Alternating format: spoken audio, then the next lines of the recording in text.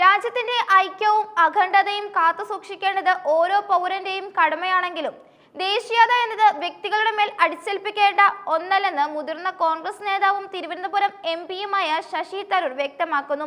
ദേശീയ ഗീതമായ വന്ദേ മാതരം ആലപിക്കുന്നതുമായി ബന്ധപ്പെട്ട് കേന്ദ്ര ആഭ്യന്തര മന്ത്രാലയം പുറത്തിറക്കിയ പുതിയ മാനദണ്ഡങ്ങളുടെ പശ്ചാത്തലത്തിൽ ദി ഇന്ത്യൻ എക്സ്പ്രസിൽ എഴുതിയ ലേഖനത്തിലൂടെയാണ് അദ്ദേഹം തന്റെ നിലപാടുകൾ കൃത്യമായി വിശദീകരിച്ചത്. ഭാരതീയയുടെ സാംസ്കാരിക വൈവിധ്യത്തെയും ജനാധിപത്യ മൂല്യങ്ങളെയും മാനിച്ചുകൊണ്ടുള്ള ഒരു ദേശീയ ബോധമാണ് രാജ്യത്തിന് ആവശ്യമെന്നും ഏകശിലാത്മകമായ ഒരു സംസ്കാരം എല്ലാവരിലേക്കും അടിച്ചേൽപ്പിക്കാൻ ശ്രമിക്കുന്നത് വിപരീത ഫലം ഉണ്ടാക്കുമെന്നും അദ്ദേഹം മുന്നറിയിപ്പ് നൽകുന്നു.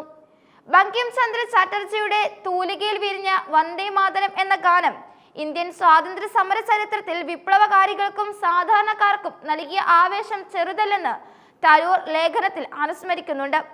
ബ്രിട്ടീഷ് ഭരണകൂടത്തിനെതിരെയുള്ള പോരാട്ടത്തിൽ ഭാരതീയരെ ഒന്നിപ്പിച്ച ഒരു മന്ത്രമായിരുന്നു ഈ വരികൾ. എന്നാൽ കാലക്രമത്തിൽ ഈ ഗാനത്തിന്റെ ചില വരികളും അതിലെ ബിംബങ്ങളും വ്യത്യസ്ത മതവിഭാഗങ്ങൾക്കിടയിൽ വിയോജിപ്പുകൾക്കും വിവാദങ്ങൾക്കും കാരണമായെന്ന വസ്തുതയും അദ്ദേഹം വിസ്മരിക്കുന്നില്ല.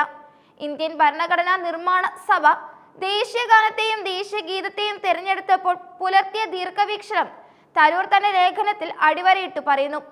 എല്ലാവരെയും ഉൾക്കൊള്ളുക എന്ന വിശാലമായ ലക്ഷ്യത്തോടെയാണ് രവീന്ദ്രനാഥ ടാഗോറിന്റെ ജനഗണമനയെ ഇന്ത്യയുടെ ദേശീയ ഗാനമായും വന്ദേ മാതരത്തെ ദേശീയ ഗീതമായും അംഗീകരിച്ചത്. ദേശീയ ഗാനം ആലപിക്കുമ്പോൾ എഴുന്നേറ്റ് നിൽക്കാത്തതോ ഏറ്റുപാടാത്തതോ ഒരാൾക്ക് ദേശസ്നേഹം ഇല്ലാത്തത് കൊണ്ടല്ലെന്ന് സുപ്രീം കോടതി തന്നെ നിരീക്ഷിച്ചിട്ടുള്ള കാര്യം അദ്ദേഹം വായനക്കാരെ ഓർമ്മിപ്പിക്കുന്നു.